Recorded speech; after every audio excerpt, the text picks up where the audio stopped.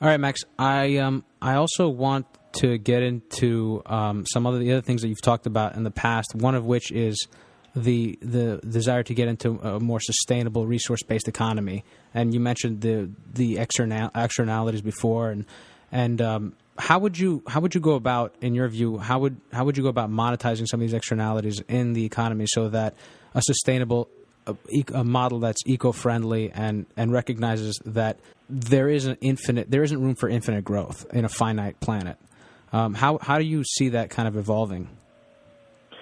I see it evolving in a way where you have a redistribution of risk. And what I mean by that is that right now the risk equation is horribly lopsided. Those with the most capital are taking the least risk. Those with the least capital end up taking the most risk. So if you redistribute this risk, and one of the ways you do it, of course, is to let interest rates find their natural rate, and you don't impose outside influence on interest rates, that would immediately raise risk for people who are borrowing huge sums of money to do businesses that are no longer economically or ecologically sound. You know, the energy industry, not only do they take advantage of low interest rates, they get government subsidies due to their political influence, and they don't pay for any of the externalities of their business, the pollution that they cause. So simply by redistributing risk, by making their cost of capital higher, by making them actually pay the replacement cost of what they're taking out of the ground, and C, having them pay the pollution cost of what they're doing, those businesses would go out of business. It sounds like which would make room for new businesses and new jobs.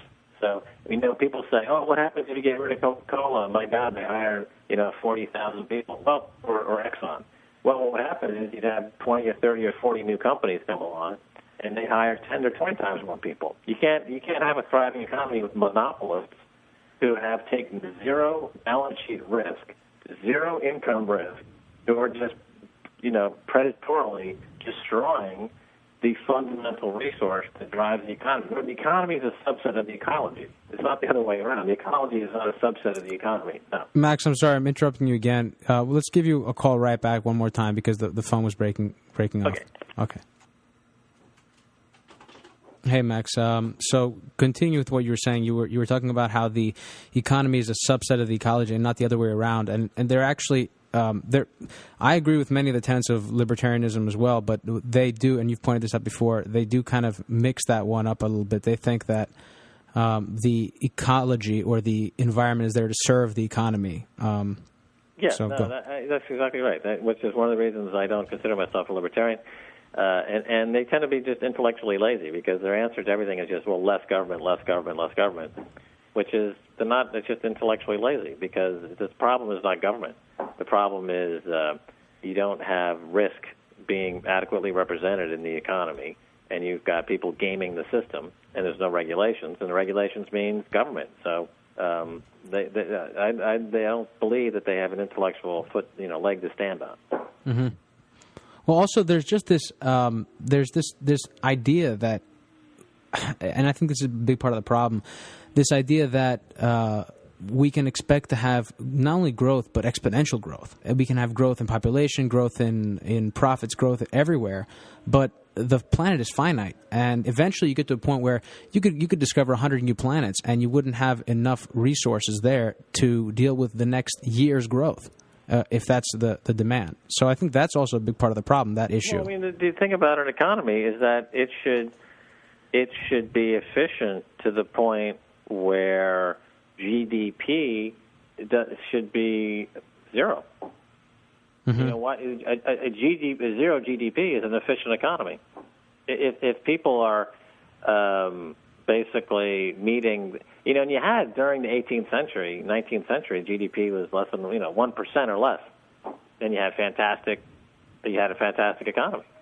When you have these hyper extended GDP numbers, 3-4%, in Greenspan talking about a permanently new plateau of growth, during the 90s when he drank the new dot-com Kool-Aid, it creates way more externalities that are not being costed than that growth supports, and it totally screws up the ecology, and it doesn't work. But doesn't it also depend on where that GDP is going? Because GDP is just a measure, and I'm sure you know this. It's just a measure of economic activity, essentially.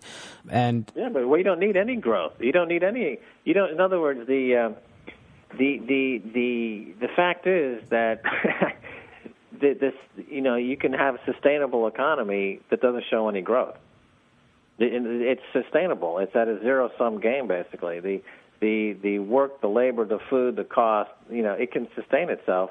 You know, before the economics came around, after the agricultural, you know, after the end of the hunter-gatherer period, you know, you didn't have that problem because it was 100% sustainable.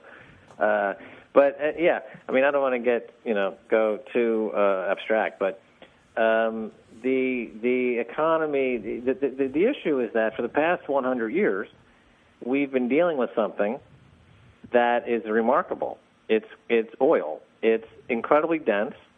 It's an incredible store of energy, and it's in liquid. And this is really a phenomenal it's a phenomenal thing, oil, in terms of the amount of energy you get from burning oil and combusting oil and gasoline. It's incredible.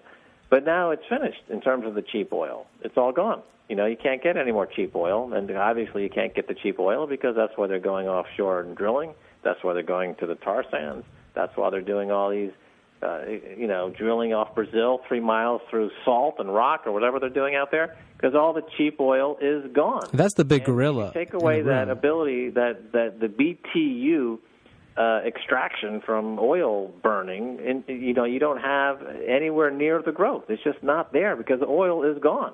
Well, that's the big one that no one really wants to talk about. They like to avoid it. It's there everywhere. It's there in our presence in Libya. It's there in our presence, the U.S.'s presence in the Middle East, and it's there for all the growth. Everything that we have in the economy today is thanks right, and it's also there in terms of credit. In other words, when we became an oil-dependent economy, especially after 1970, when we went off the gold standard and we became the petrodollar economy, you had a simultaneously growth in the credit market to feed this oil GDP boom.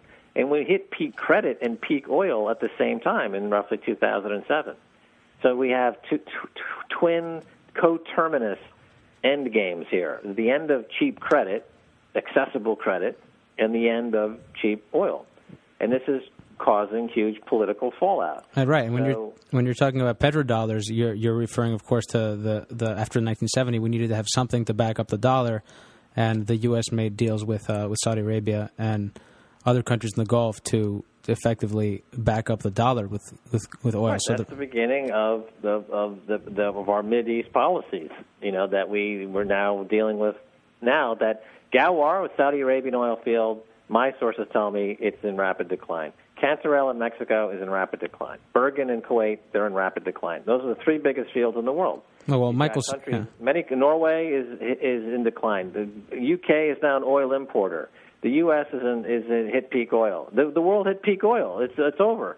So you've got an economy that's tied almost exclusively to oil. It touches every single frickin' thing you touch, the fertilizer, the food, the transportation. Look around you. The pesticides, everything. You're going to see oil. Absolutely.